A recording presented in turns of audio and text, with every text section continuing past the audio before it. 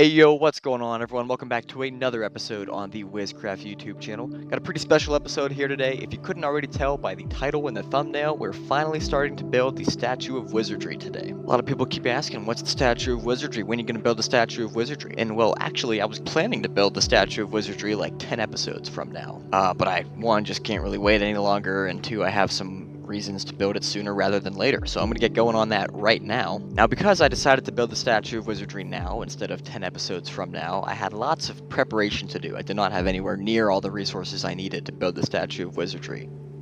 Oh, every time. Alright, I don't care. I'm not sleeping this away. I'm just going to finish this in the rain. But as of right now, the Statue of Wyzardry is actually complete. I already built the Statue of Wyzardry. I'm recording this little intro after the fact because, since I had so much resource collection to do, I had far too much usable footage to fit into one video. So I'm going to be splitting this into two parts. Part 1, the preparation for the Statue of Wyzardry, and Part 2, building the Statue of Wyzardry itself. But I'm going to end the intro here, and I hope you enjoy the preparation.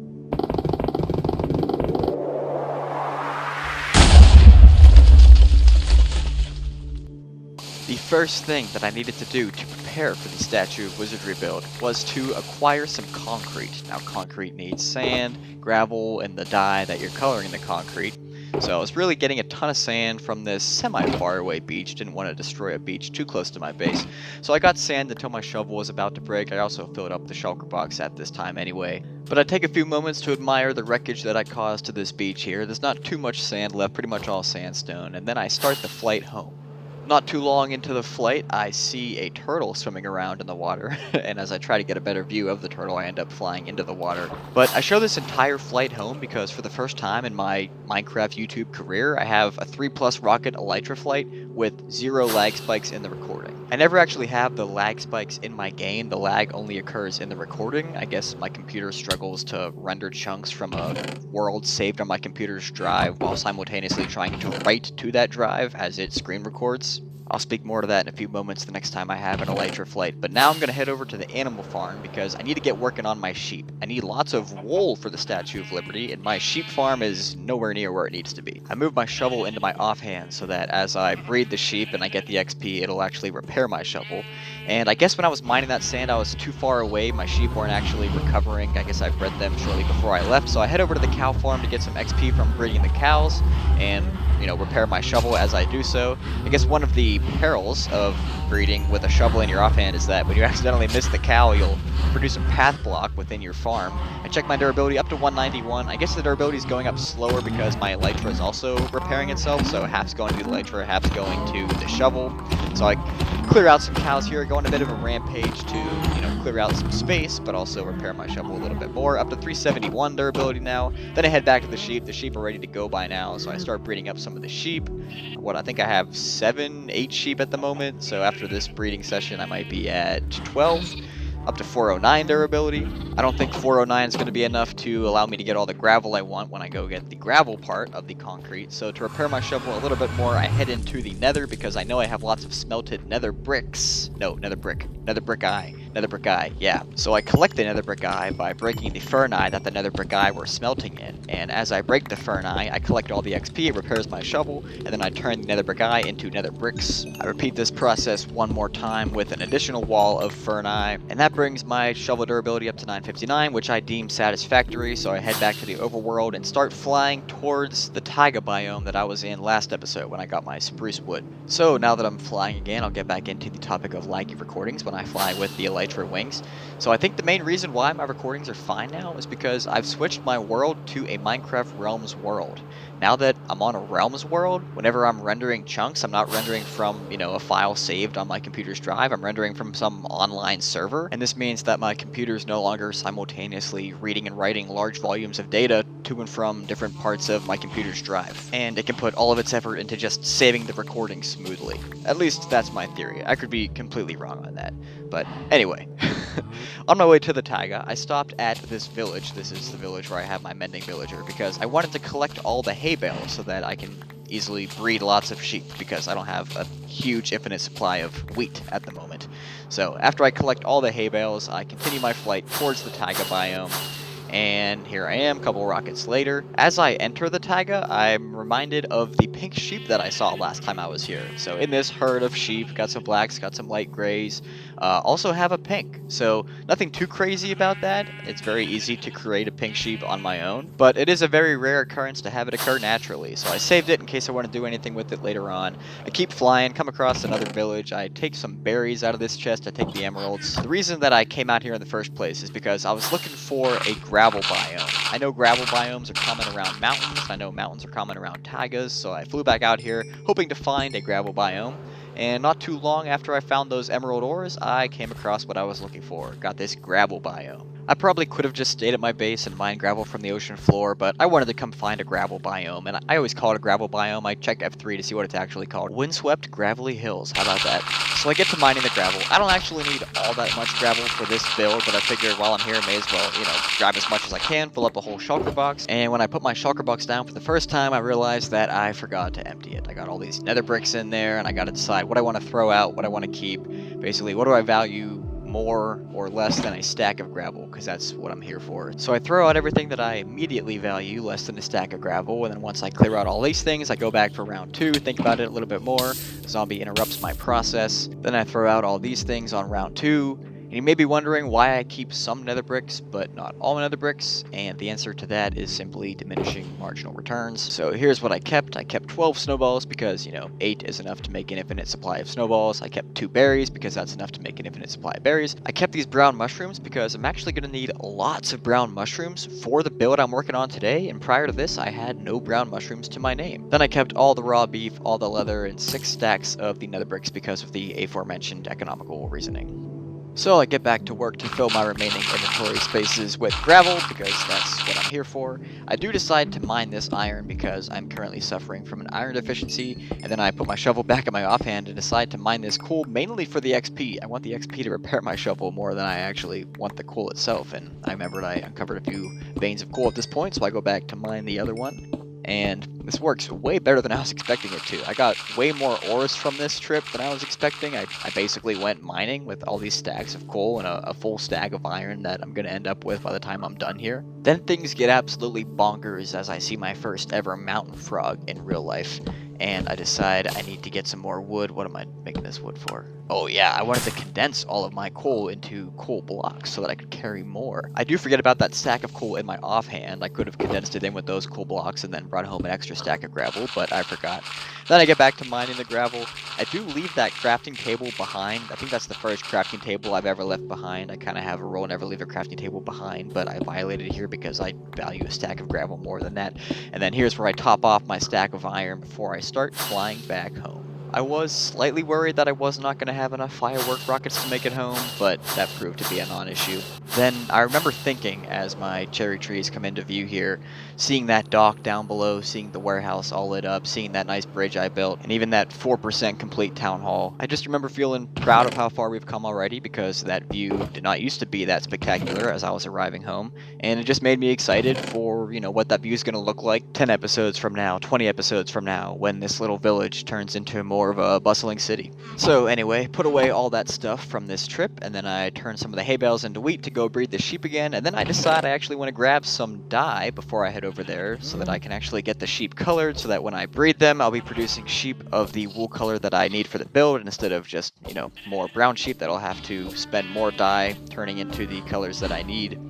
So once I finish dyeing them, then I start breeding them. And once I finish breeding them, I start shearing them. So I think this is the first time I shear sheep in this series. Yeah, I'm getting all the new recipes in the top right because it's the first time I've had all these colored wools in my inventory. And I'll intermittently come back to the sheep farm to shear the sheep again once they eat some more grass. But while I wait for the sheep to eat some more grass, I start working on the brown mushrooms. So I head over to where the spruce trees took a dump all over my beautiful jungle grass. And while I'm starting to clear out some of the podzol, I get attacked by a baby zombie. I think that's the first baby zombie I saw in quite some time. And then a few seconds later, 2 more baby zombies come out of nowhere and start attacking me. So I quickly take care of them. Someday I might have to calculate the probability of getting attacked by 3 baby zombies in a a row in Minecraft 1.21.5. But anyway, moving on to the brown mushrooms. I'm gonna need lots of brown mushrooms for this Statue of Wizardry build, so I quickly get working on them. I don't have my Silk Touch axe yet, so I have to use my Silk Touch shovel, and I'm pleasantly surprised that whenever I mine these brown mushrooms at the top, the block that drops has the brown mushroom texture on all 6 sides. I feel like I remember in some older version of the game, whatever block you mined on the mushroom, like that was the exact block that dropped. So if you mined like a corner mushroom block that had the top face with the brown mushroom texture,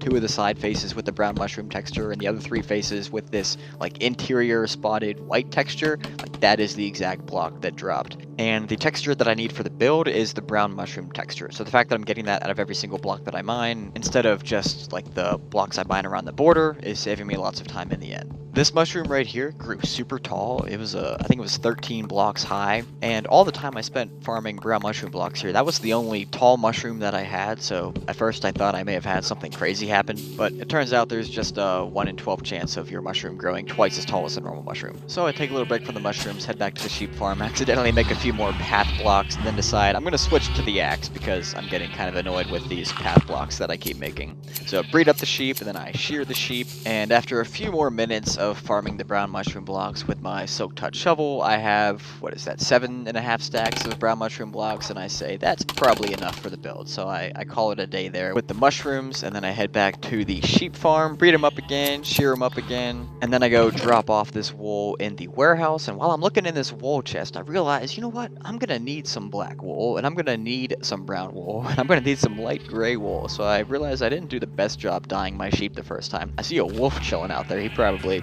wants to get in here and eat all my sheep, so hopefully he doesn't find a way into into the sheep enclosure here. But I realize I don't need any orange sheep for this build, so I turn some of the orange sheep into black sheep or light gray sheep. Then I step back to observe the sheep farm and start thinking about, alright, what sheep color do I have too many of? I notice another orange sheep, so I turn that sheep into a light gray sheep. Then I decide I have too many white sheep, turn them to light gray, find another orange. I have too many pink, I have too many yellow, so I turn some of them into brown sheep. And then I head down to the dock because I need more ink sacs. I'm not going to have enough black dye to make all the black concrete that I need. So after boating around for a little bit, I see a bunch of squid down below. So I eat a carrot, jump into the water, and then I go on an absolute squid rampage. I will be quiet for the rampage.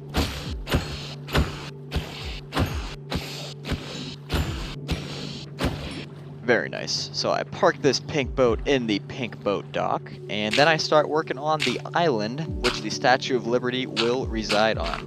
Now, I don't have a boat out here because I spent some time making sure that this island was perfectly equidistant from each of the shores. So I took some dirt and I bridged out over the water like 47 blocks in each of the directions to make sure it's equidistant from that shoreline over there and the dock over there. Then I started thinking about how I want to take this currently 1 layer of dirt down all the way to the ocean floor, because I don't want it to look completely man-made. You know, I want it to look like at least partially a naturally occurring island. So I make this first layer 1 block thicker, 1 block wider. The radius is 1 block more than the radius of the top layer.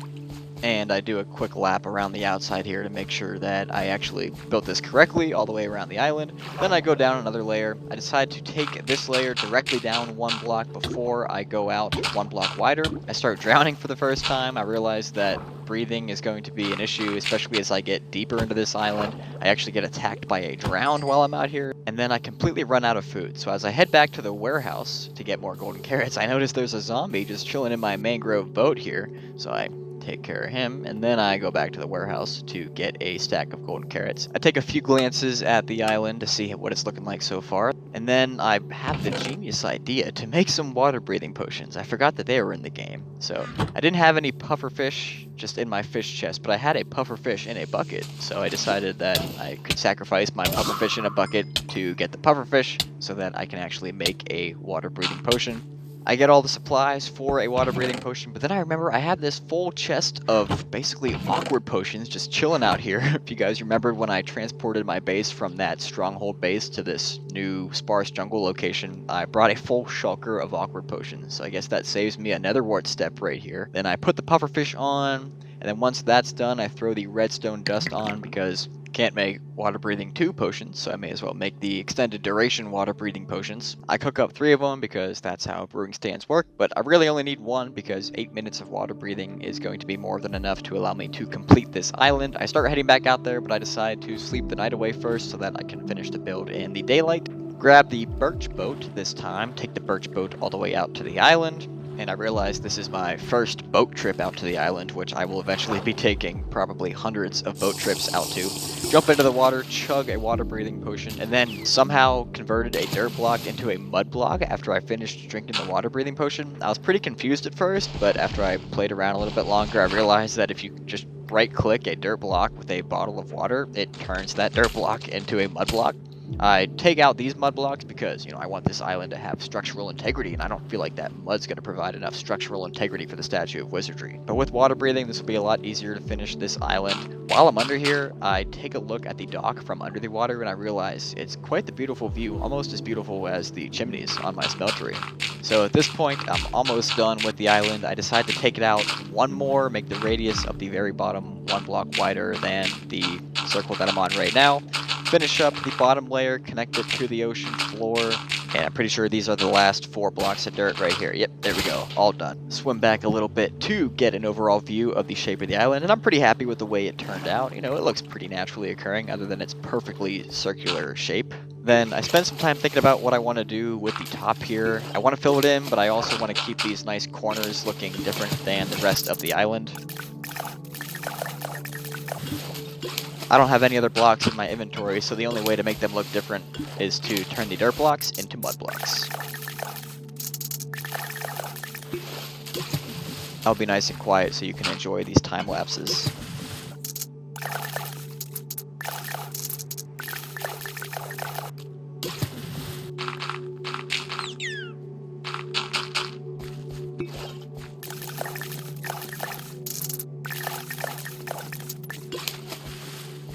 There we go. The dolphin's still playing with that dirt block.